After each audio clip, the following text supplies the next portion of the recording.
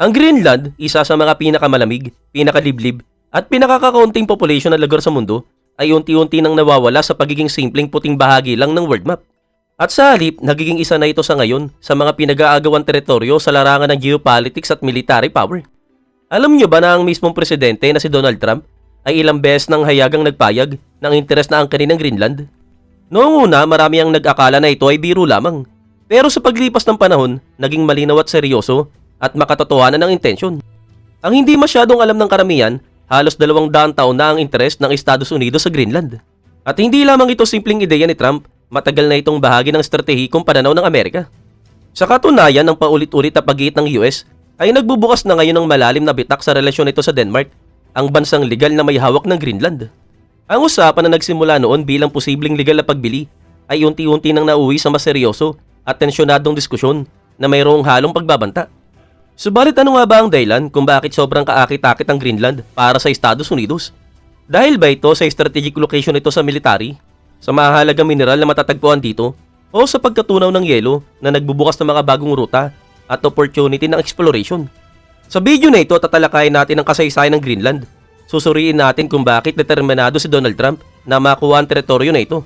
Ano ang paninindigan ng Denmark at ang mismong pamahalaan ng Greenland? At kung bakit ang alitan na ito ay may potensyal na baguhin ang pandaigdigang kaayusan at posibleng ilagay sa alanganin ng mismong pag-iral lang nito. Pero bago natin simulan yan, kung bago ka pa lamang sa aming channel, huwag mo sana kalimutan na mag-subscribe para naman lagi kang updated sa mga ganitong uri ng video.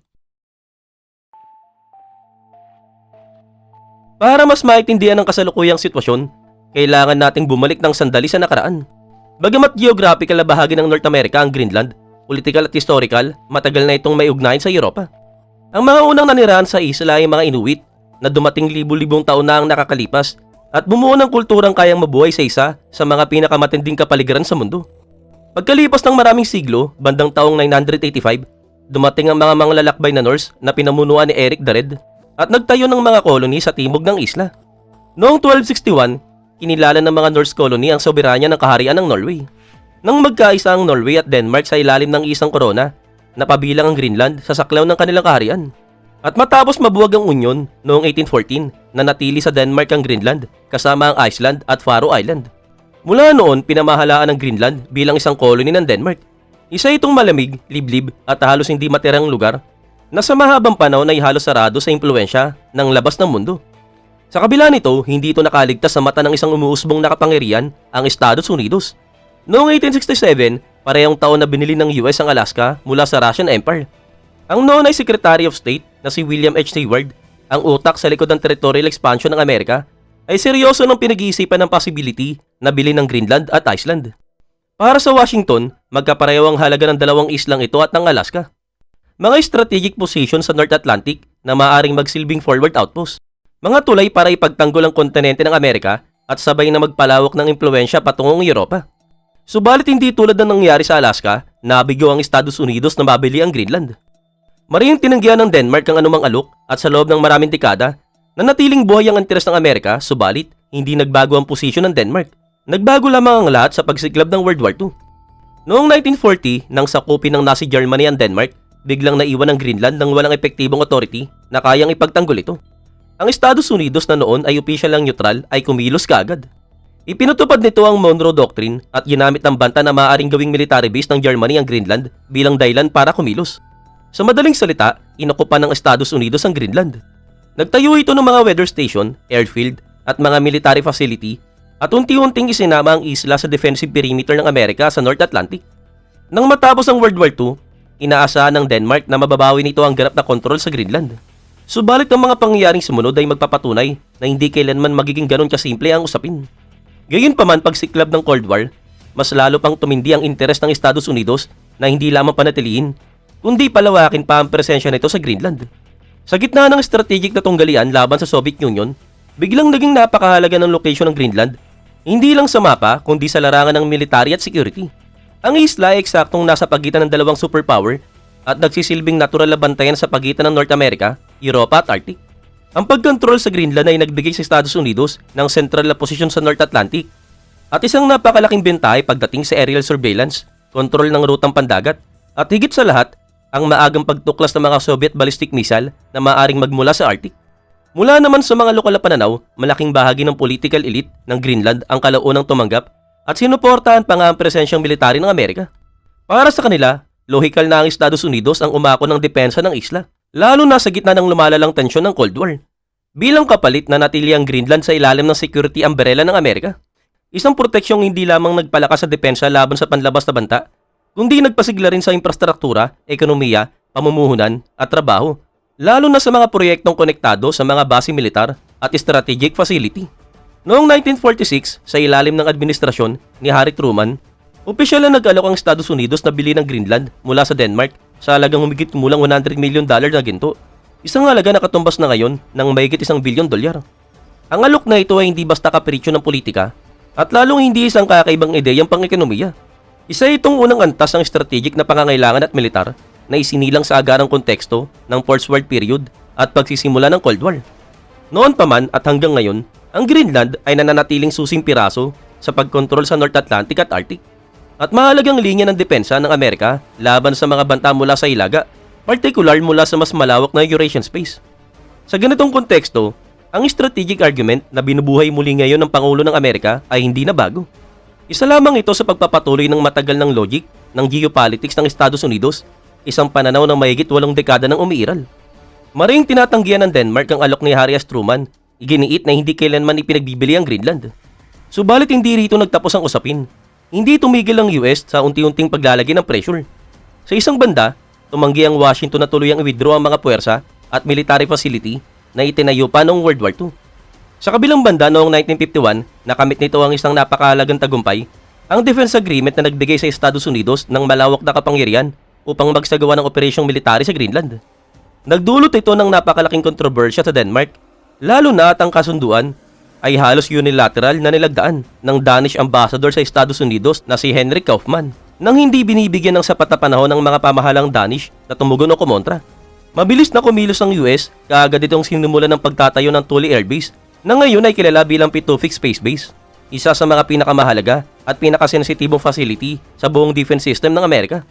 Mula rito, minomonitor ang himpapawid ng Arctic, natutukoy ang mga ballistic missile, at binabantayan ng isa sa mga pinakakritikal na rutang panghimpapawid sa pagitan ng Russia at North America.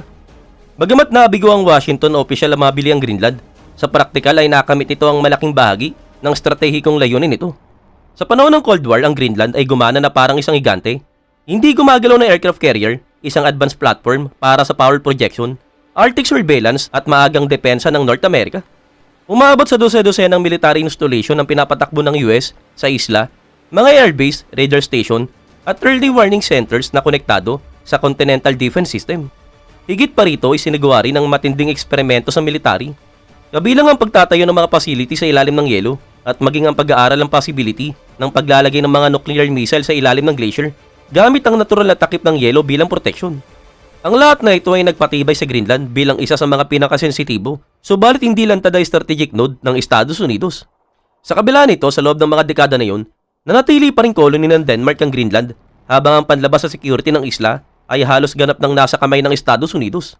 Gayunpaman noong 1979, matapos ang pag-approve ng isang referendum noong nakaraang taon, nagkamit ang Greenland ng sariling pamahalaan na may kontrol sa mga panloob na usapin. Bagamat nanatili sa Denmark ang pamamahala sa foreign policy at ilang usaping pang-ekonomiya, ang pamahalaang Greenlandic ay nagkaroon ng kapangyarihan sa karamihan ng internal affairs, kabilang na ang education, kalusugan, lokal na ekonomiya at pagbubuwis. Mahalagang punto ito dahil isa ito sa mga sentrong issue ng kasalukuyang debate tungkol sa kinabukasan ng Greenland. Pero sandali muna, balikan natin ang mas malawak na konteksto. Noong December 1991, nang tuluyang mabuwag ang Soviet Union, malaki ang ibinaba ng strategic interest ng Estados Unidos sa Greenland, kahit pansamantala lamang. Sa pagkawala ng isang katapat na superpower, maraming installation ng military ng Amerika sa isla ang isinara o binawasan. Ang ilang radar system ay bahagyang binaklas at tila bumaba ang papel ng Greenland sa pandaigdigang estratehiya ng Washington.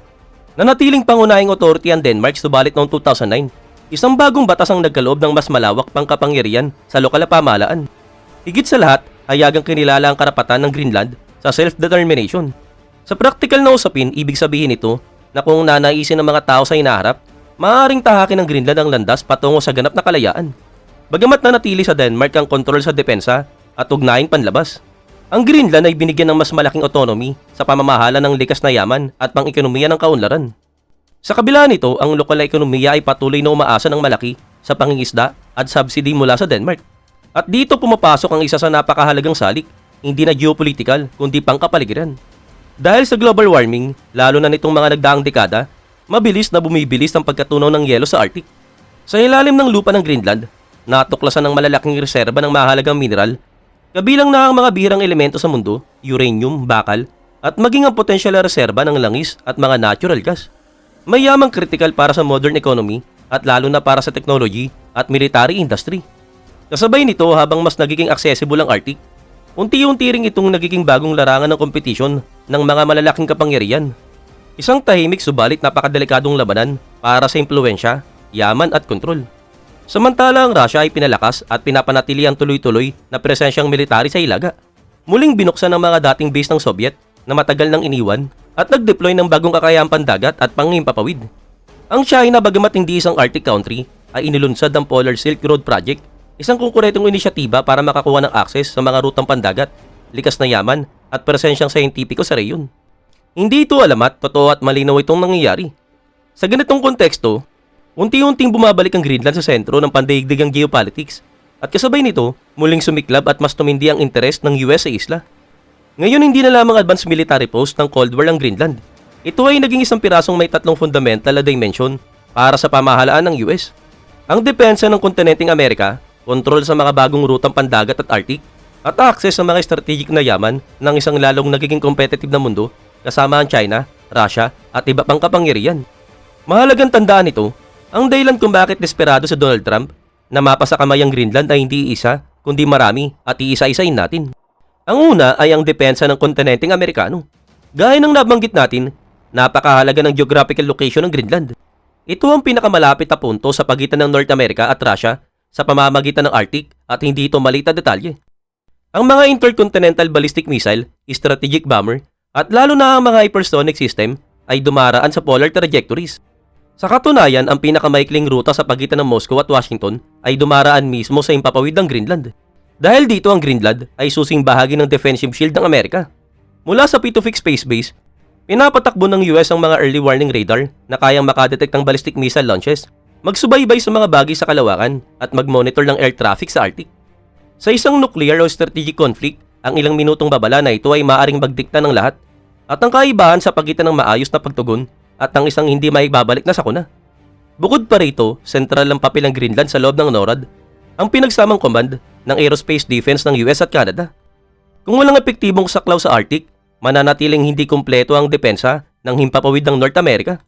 Isang senaryong hindi kayang ipagsapalaran ng US, lalo na ngayon, matapos ang anunsyo ng Pangulo ng Amerika tungkol sa Golden Dome.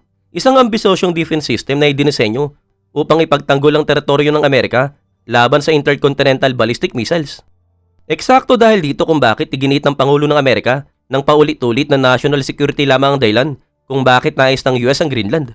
Para sa pamahalaang Amerikano, ang pahintulutan ng ibang aktor kahit ang isang kaalyado tulad ng Denmark na may kontrol sa isang napaka-critical na bahagi ng defensive shield ng Amerika ay isang pangarib na ayaw at hindi handang tanggapin ng Washington. Pero huwag ka magpaninlang, hindi ito ang nag-iisang dahilan kung bakit nais ng US ang Greenland. Ang ikalawa ay ang kontrol sa mga bago at lumang rutang pandagat. Ang isa sa mga pangunahing salik kung bakit napakahalaga ng Greenland sa strategy ng Amerika ay ang mga bagong rutang pandagat sa Arctic. Sa loob ng maraming siglo, hindi halos nagagamit ang mga karagatan na ito dahil sa makapal na yelo, kaya imposible para sa kalakalan at malawakang naval operations. Subalit ngayon taon-taon ay umahaba ang panahon ng pagkatunaw ng yelo at unti-unting nagbubukas ang mga maritime corridor na dati ay hindi man lang maisip. Ang mga rutang ito sa Arctic ay nangangakong magpapababa ng malaki sa oras at gasto sa paglalayag at kalakalan sa pagitan ng North America, Europa at Asia. Ang biyaheng dati ay kailangang dumaan sa mga Panama Canal o umikot pa sa Africa, ay maaari nang dumaan sa Arctic sa inaharap na magpapaiksi sa libu-libong kilometro. Dahil dito ang pagkontrol sa mga ruta na ito ay nangangahulugan ng malinaw na bentahe, logistical, militar at syempre commercial. Kasabay nito, may sentral na papel pa rin ng Greenland sa isang hindi bagong ruta, subalit kasing halaga pa rin. Ang Guyuk Gap, ang maritime corridor sa pagitan ng Greenland, Iceland at United Kingdom. Noong Cold War, napakahalaga ng ruta na ito sa pagtukoy at pagharang ng mga Soviet submarine na sinusubukang makapasok sa Atlantic. Sa kasalukuyan, muling sumigla ang kahalagaan ng Guyuk Gap dahil sa tumitinding activity ng hukbong dagat ng Russia sa Arctic at North Atlantic. At gaya ng nabanggit na, parehong pinapalakas ng Russia at China ang kanilang presensyang military sa Arctic. Para sa US, ang pagkontrol sa GeoGap ay isang napakalakas na paraan ng power projection, isang kakayahang subaybayan, impluwensyahan, at kung kinakailangan pigilan ng anumang galaw mula sa Arctic Ocean at North Seas patungong Atlantic, maging ito man ay submarine, barkong pandigma, tanker o aircraft carrier. Sa ganitong pananaw, gumaganap ang Greenland bilang isang strategic gateway. Ang sino mang may epektibong kontrol sa isla ay may kakayahang magbantay, manghimasok, at magtakda ng hangganan sa galaw ng trapiko sa North Atlantic at Arctic. Ikatlo, mga strategic na yaman. At narito ang isa sa mga pinakamainit at pinakamadalas hindi maunawaan ng usapin ngayon, ang mga strategic na likas na yaman. Noon ang Greenland ay tinitignan bilang malamig, liblib at mahirap na teritoryo pagdating sa resources. Subalit dahil sa pagkatunaw ng yelo, unti-unting nabubunyag na nagtataglay ito ng ilan sa mga pinakamalalaking reserba ng critical minerals sa labas ng China. Sa ilalim ng lupa nito ay matatagpuan ng mga birang elemento, uranium, bakal, zinc, at iba pang mahalagang mineral na susi sa modern na ekonomiya. Ang mga ito ay dispensable sa paggawa ng mga baterya, semiconductors, advanced weapon system, missile, satellite, electric vehicle, at mga technology na may kinalaman sa artificial intelligence. Sa kasalukuyan, dominado ng China ang malaking bahagi ng global supply chain ng bihirang elemento at ng kanilang pagpuproseso, isang seryosong strategic vulnerability para sa US at sa mga kalyado nito. Mula sa perspective na ito, lumilitaw ang Greenland bilang isang natatanging opportunity upang mabawasan ang pagdepende ng Beijing. At hindi pa rito nagtatapos. Ipinapahiwatig din ng mga geological studies ang posibleng presensya ng reserba ng langis at natural gas sa continental shelf ng Greenland, isang potential na game changer sa energy at geopolitics ng inaharap. Gayunpaman noong 2021, sinuspindi ng lokal na pamahalaan ng Greenland ang mga bagong exploration ng hydrocarbons dahil sa mga alalahaning pangkalikasan at kakulangan sa economic viability. Mula sa pananaw ng US, hindi sapat ang hakbang ng Denmark upang masiguro at mapakinabangan ang mga strategic na yaman na ito. At kahit paggawin ng Denmark ang lahat ng kinakailangan para sa Washington, nananatili pa rin itong sitwasyong umaasa sila sa ibang bansa. O mas mabuti nang umaasa sa isang kalyado tulad ng Denmark kaysa sa isang karibal gaya ng China. Pero aminin natin, walang hihigit sa sariling kontrol, hindi ba? Subalit wag din tayong magpaninlang, hindi lahat ng kumikinang ay ginto. Maraming pagsusuri ang nagsasabi na maaaring sobra ang pagkakalabis sa sinasabing yamang mineral ng Greenland, lalo na kung isasaalang-alang ang matinding kondisyon ng teritoryo. Ang lupa ay nananatiling nagyayelo halos buong taon na lubang nagpapahirap sa paghukay at pagtatayo ng mga matitibay na facility. Idagdag pa rito ang mahahabang taglamig na may buwan ng ganap ng kadiliman, napakababang temperatura at isang kapaligiranng halos laging nangangailangan ng artificial na ilaw. Hindi lamang nito ay binababa ang productivity, pinapataas din nito ang panganib ng mga aksidente sa trabaho. Higit pa rito, pinapataas ang matinding taglamig ang gasto sa operasyon. Nagiging mas marupok ang mga metal, mas madalas ang structural failures, at pagkasira ng kagamitan, kaya kailangan ng espesyal at mas pinatibay ng mga materyales na lalong nagpapamahal ang proyekto. Subalit ang pinakamalaking balakid ay ang logistical isolation. Halos walang intercity road at rail network ang Greenland, kaya lahat mula sa kagamitan hanggang sa tauhan ay kailangang ihatid sa pamamagitan ng eroplano, helicopter o barko. Limitado ang panahon ng biyahe at napakataas ang gastos. Isang malinaw na halimbawa nito ang Citroen, George Sing at Lead Deposit na matatagpuan mahigit 2,100 km ang layo mula sa Nuuk. Sa bahaging ito ng malayong Arctic, mayroon lamang humigit kumulang 3 buwan bawat taon para mailipat ng lahat ng kailangang materyales para sa buong taong operasyon. Dahil dito, nagiging isang mataas ang panganib na sugal, pinansyal at operasyonal at anumang proyektong pagmimina. At dito na pumapasok ang usapin ng panloob na pamahalaan. Ang Greenland ay isang teritoryong may self-government na may maliliit na sensitibong population pagdating sa panlabas na impluwensyang pang-ekonomiya. Para sa US, ang pag-aalok ng pamumuhunan, infrastruktura, trabaho at subsidy ay maaaring isang paraan upang makakuha ng impluwensya kahit walang formal na pag-angkin o annexation. Para naman sa Denmark at Europa, ito ang pinakamalaking pangamba, isang daan-daan subalit tuloy-tuloy na economic at political absorption na sa huli ay magpapali sa kanilang authority sa isla. Ano man ang pangunahing dahilan, patuloy na iginigiit ng Pangulo ng Amerika ang pagnanais na mapasakamay ang Greenland mula sa mga una niyang termino bilang Pangulo. Noong 2019 si Donald Trump ay nagpanukalang bili ng Greenland na para bang isang simpleng real estate deal lamang. At gaya ng nakita na natin, hindi ito ang unang beses na sinubukan ng US na bili ng isla. Subalit ang paraan ng pampublikong pag-anunsyo ni Trump at ang tuloy-tuloy na paglalagay niya ng pressure sa Denmark ang nagpapalala ng situation. Mabilis at matigas ang naging tugon ng Denmark. Ang Prime Minister nila ay tinawag na absurd ang panukala at maring iginiit na hindi pinagbibili ang Greenland. At dito na nagsimulang tumaas ang tensyon sa pagitan ng dalawang bansa. Bilang tugon, kinansela ni Trump ang isang opisyal na pagbisita sa Copenhagen at tahimik na pinalakas ang presensyang politikal at pang-ekonomiya ng US sa isla. Muling binuksan ng Washington ang konsulado nito sa Nuuk, isang hakbang na hindi nagawa sa loob ng maraming dekada, at nagsimulang maglaan ng pondo ng direkta sa mga lokal na proyekto na nalampasan ng mga authority ng Denmark. Subalit sa ikalawang termino ni Trump, mas naging agresibo at mas direkta ang tono. Sa mga nagdaang buwan, hindi na lamang niya sinabing kailangan ng US ang Greenland. Ipinapaiwatig pa niya na nabigong gampanan ng Denmark ang sapat na papel nito sa depensa ng isla. At ang US lamang ang may kakayaang garantiya ng security ng Greenland laban sa mga banta mula sa Russia at China. Umabot pa ito sa puntong taasan niyang tumangging isinantabi ang possibility ng paggamit ng puwersa, isang kantas ng tensyon na halos walang kapantay sa haring ng mga kalyado sa loob ng NATO. Noong January 13, 2026, isang senior advisor ni President Trump ang nagpayag na maaring mangyari ang isang aksyon ng US sa Greenland sa loob lamang ng ilang linggo o buwan. Ayon naman sa Arctic Commissioner na si Thomas Dunn, mabilis na umuusad ng plano. Inilarawan niya ito bilang isang rutang parang tren na merong ilang hintuan, subalit nais sa President Trump na magpatakbo ng mataas na bilis. Dagdag pa niya, hindi raw mabibigo ang layunin. Dahil nasa pag-usuri na ang iba't ibang opsyon mula diplomatiko at pang-ekonomiya hanggang sa mga coercive measures. Tungkol naman sa mga posibleng paggamit ng puwersa, sinabi ni Thomas Dunn na tanging ang mga nabubuhay sa walang alam ang dapat mag-alala sa pagsalaki sa Greenland. Hindi mo maaaring lusubin ang isang lugar kung nandoon ka na. Sa puntong ito, malinaw na nais ng Pangulo ng Amerika ang Greenland at naipaliwanag na natin kung bakit. Subalit nananatili ang pinakamahalagang tanong, ano nga ba ang susunod na mangyayari at ano ang gagawin niya para makuha ang isla? Noong unang bahagi ng 2026, idineklara ng Pangulo ng Amerika na isinasaalang-alang ng kanyang administration ang iba't ibang opsyon para makuha ang Greenland. At ang pinaka-nakababahala, ang pinaka-pinag-uusapan ay ang possibility ng military option. Hindi lamang niya ito hindi inalis sa mesa, kundi banayad pa niyang ikinukumpara ang sitwasyon ng Greenland sa Venezuela. At alam na natin kung paano nauwi ang mga ganoong payag. Gayunpaman kung magiging makatotohanan, ang isang operasyong military ng US sa Greenland ay lubang hindi malamang. Una, hindi tulad ng mga senaryong Venezuela o Middle East, hindi pabor sa Washington ang magiging narrative. Ang pagsalaki ng US sa teritoryo ng isang demokratikong bansang European at kaalyado pa para sa sariling interest geopolitical ay magmumukhang napakasama at magkakaroon ng mabigat na negatibong epekto sa pandaigdigang opinyon. Maaaring may magsabi na wala itong pakialam kay Trump, subalit sa reality, alam ng White House ang bigat ng ganitong hakbang. Ang airstrike laban sa Iran o ang pagkilos laban kay Maduro ay maaaring maging kontrobersyal, subalit nahahati ang opinyon at may puwang para hubugin ang public perception. Sa kaso ng Greenland, napakahirap gawin yon, bagamat hindi ganap na imposible.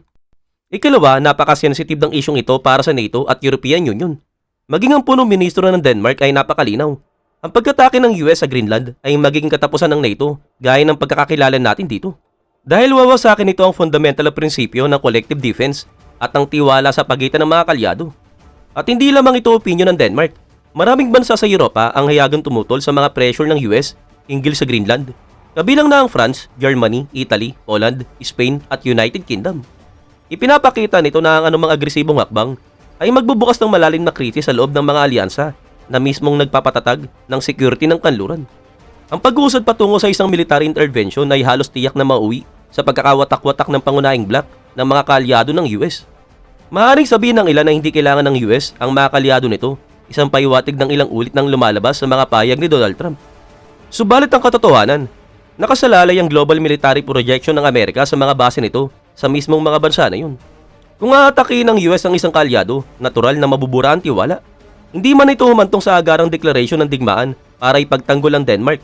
Ang pagkawala ng akses sa mga base at strategic position ay magiging sakuna para sa Washington. Kung iiwasan naman ng landas militar, may mga political options.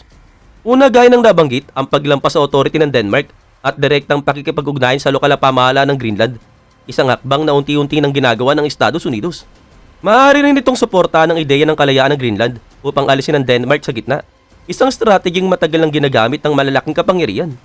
Subalit may balakid at iyon ang survey noong January 2025. 85% ng population ng Greenland ang tumututol sa pag-alis ng kaharian ng Denmark kung kapalit nito ay mas malapit na ugnayan sa Estados Unidos. Sa huli, ang pinakamalamang at pinakarealistic na senaryo ay ang pagkakaroon ng isang kasunduang cooperation sa pagitan ng Denmark, Greenland at Estados Unidos. Isang ayos na magbibigay sa Washington ng mas malaking impluwensya at kapangyarihan sa pagdedesisyon hinggil sa isla. Katulad ng nangyari noong 1951 matapos ang ikalawang digmaang pandaigdig at sa kasagsagan ng Cold War. Sa katunayan, maraming eksperto ang naniniwalang ito ang tunay na panghuling layunin ni Donald Trump. Sa anumang kaso, kung isasaalang-alang ang mga galaw ng geopolitics ng US sa 2026 at ang magulong kalagayan ng mundo ngayon, hindi dapat isang tabi ang kahit anong opsyon. Kung may tinuro man sa atin ang taong ito, iyon ay ang anumang bagay ay maaaring mangyari. At bagamat tila napakalabong mangyari, hindi imposible ang isang segalot sa Arctic.